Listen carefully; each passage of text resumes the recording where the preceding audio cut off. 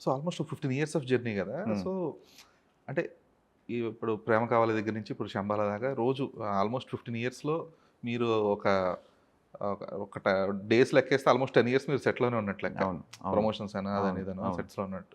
So, ఈ ప్రతిరోజు మీకు ఆన్ ద డే ఆ రోజు సెట్‌కెళ్ళడానికి అంటే బోర్ ఫీల్ అవ్వకుండా మిమ్మల్ని మీరు మోటివేట్ చేసుకోవడానికి ఉండే ఒక మోటివేషనల్ ఫ్యాక్టర్ ఏంటి? 100% బోర్ అనేది మధ్యలో అంటే బోర్ అనేది ఎప్పుడు కొట్టలేదండి. అంటే చిన్న మొనోటోనస్ ఫీలింగ్‌లా వస్తాయి కదా! మోనోటోనస్ వచ్చినప్పుడు ఎందుకొచ్చిందంటే మనం రిపీటెడ్ రోల్స్ చేయడం వల్ల అలాంటివి వచ్చాయి. బట్ లాస్ట్ ఫ్యూ ఇయర్స్ నుంచి నేను అసలు టోటల్‌గా డిఫరెంట్ ట్రాక్ తీసుకున్నా. అంటే ఓకే. డిఫరెంట్ ఫిల్మ్స్ చేయడం. ఒక ఒక వెబ్ సీరీస్ 'పులి మేకాన్' చేయడం. అండ్ 'సిఎస్ఎ సనాతన్' ఒక డిఫరెంట్ డిఫరెంట్ జానర్స్ చేయడం చేయడం వల్ల హ్మ్. అనిపిచ్చింది.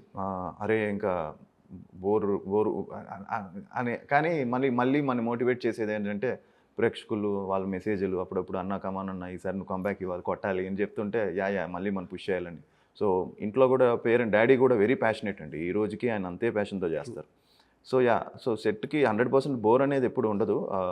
అది but we are all waiting for one success.